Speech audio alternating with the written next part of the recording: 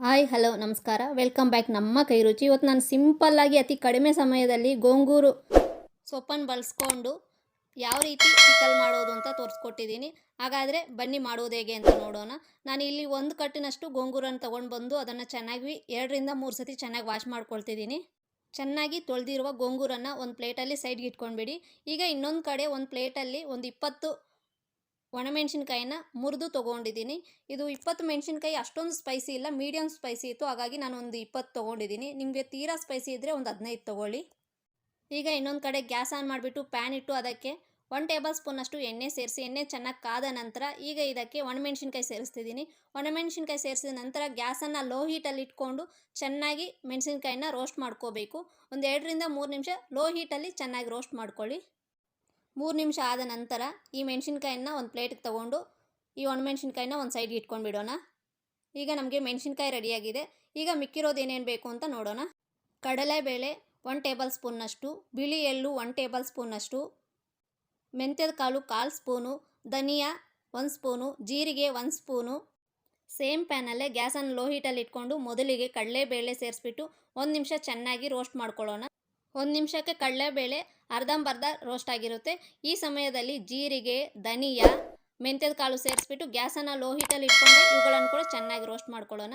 ಇವೆಲ್ಲ ಚೆನ್ನಾಗಿ ರೋಸ್ಟ್ ಆದ ನಂತರ ಫೈನಲ್ಲಾಗಿ ಈಗ ಬಿಳಿ ಎಳ್ಳು ಸೇರಿಸ್ಕೊಳ್ಳೋಣ. ಬಿಳಿ ಎಳ್ಳು ಫಸ್ಟಲ್ಲಿ ಸೇರಿಸ್ಕೋಬಾರ್ದು. ಎಲ್ಲ ರೋಸ್ಟ್ ಆದ ನಂತರ ಬಿಳಿ ಎಳ್ಳು ಸೇರಿಸ್ಬಿಟ್ಟು ಈ ರೀತಿ ಒಂದು 30 ಸೆಕೆಂಡ್ ಮಿಕ್ಸ್ ಮಾಡಿಕೊಂಡ್ರೆ ಪಟ ಪಟ ಅಂತ ಸೌಂಡ್ ಬರುತ್ತೆ. ಅಷ್ಟೊತ್ತಿಗೆಲ್ಲ ಗ್ಯಾಸ್ ಆಫ್ ಮಾಡಿಬಿಟ್ಟು ಇವುಗಳನ್ನು ಕೂಡ ಒಂದು ಪ್ಲೇಟ್ಗೆ ಸೈಡ್ಗೆ ಇಟ್ಕೊಂಡ್ಬಿಡೋಣ.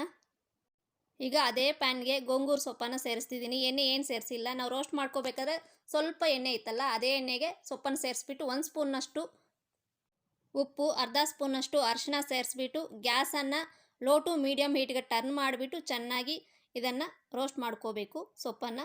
ಉಪ್ಪು ಅರಿಶಿನ ಯಾಕೆ ಸೇರಿಸ್ತಿದ್ದೀನಿ ಅಂದರೆ ಸೊಪ್ಪು ಕಪ್ಪಗಾಗ್ತೀರ ಗ್ರೀನಾಗಿರಲಿ ಅಂತ. ಹಾಗಾಗಿ ಈ ರೀತಿ ಒಂದು 2-3 ನಿಮಿಷ ಚೆನ್ನಾಗಿ ರೋಸ್ಟ್ ಮಾಡ್ಕೊಂಡು ನಂತರ ಮುಚ್ಚಳ ಇಟ್ಬಿಟ್ಟು ಒಂದು 3-4 ನಿಮಿಷ ಬಿಟ್ಬಿಡಿ. 3-4 ನಿಮಿಷ ಆದ ನಂತರ ಮುಚ್ಚಳ ತೆಗೆದು ಚೆಕ್ ಮಾಡಿಕೊಂಡ್ರೆ ನೋಡಿ ಈ ರೀತಿ ಬಂದಿರುತ್ತೆ. ಈ ರೀತಿ ಬಂದಿದೆ ಅಂದರೆ ನಮಗೆ ಸೊಪ್ಪೆಲ್ಲ ರೆಡಿಯಾಗಿದೆ ಅಂತ. ಈ ಟೈಮಲ್ಲಿ ಗ್ಯಾಸ್ ಆಫ್ ಮಾಡಿಬಿಟ್ಟು ಇದನ್ನು ಒಂದು ಸೈಡ್ಗೆ ಇಟ್ಕೊಳ್ಳಿ. ಈಗ ಇನ್ನೊಂದು ಕಡೆ ಒಂದು ಮಿಕ್ಸಿ ಜಾರ್ ತಗೊಂಡು ಅದಕ್ಕೆ ನಾವು ಮೊದಲೇ ರೋಸ್ಟ್ ಮಾಡಿ ಇಟ್ಕೊಂಡಿದ್ದ ಮೆಣಸಿನ್ಕಾಯಿ, ಈ ಜೀರಿಗೆ, ಬೇಳೆ ಎಲ್ಲ ಇತ್ತಲ್ಲ ಅದನ್ನು ಸೇರಿಸ್ಬಿಟ್ಟು ಒಂಚೂರು ಕೂಡ ನೀರು ಸೇರಿಸ್ದಿರ ಆದಷ್ಟು ನುಣ್ಣಗೆ ರುಬ್ಕೋಬೇಕು. ಇಲ್ಲಿ ರುಚಿಗನುಸಾರವಾಗಿ ಉಪ್ಪು ಸೇರಿಸ್ತಿದ್ದೀನಿ. ಬೆಳ್ಳುಳ್ಳಿ ಒಂದು 10 ಎಸಳುಗಳನ್ನು ಸೇರಿಸ್ತಿದ್ದೀನಿ.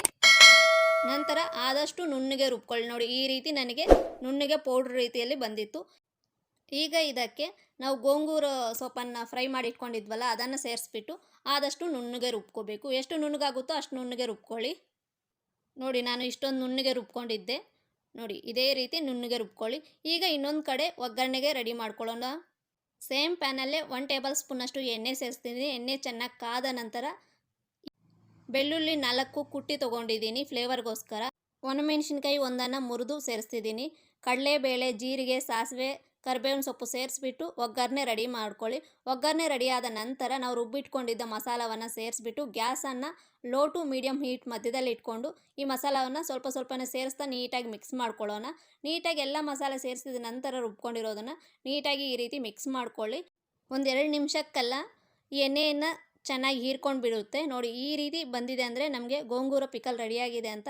ಈಗ ಇದನ್ನು ಒಂದು ಬೌಲ್ಗೆ ಸರ್ವ್ ಮಾಡಿಕೊಂಡು ಎಂಜಾಯ್ ಮಾಡೋದೆ. ಬಿಸಿ ಬಿಸಿ ಅನ್ನಕ್ಕೆ ತುಪ್ಪ ಸೇರಿಸ್ಕೊಂಡು ಈ ಪಿಕಲ್ ಜೊತೆ ತಿಂತಿದ್ರೆ ಏನು ಚೆನ್ನಾಗಿರುತ್ತೆ ಗೊತ್ತಾ. ನೀವು ಕೂಡ ಒಮ್ಮೆ ಇದೇ ರೀತಿ ಟ್ರೈ ಮಾಡಿಬಿಟ್ಟು ನಿಮಗೆ ಯಾವ ರೀತಿ ಬಂದಿತ್ತು ಅಂತ ಕಮೆಂಟ್ ಮಾಡಿ ತಿಳಿಸಿ.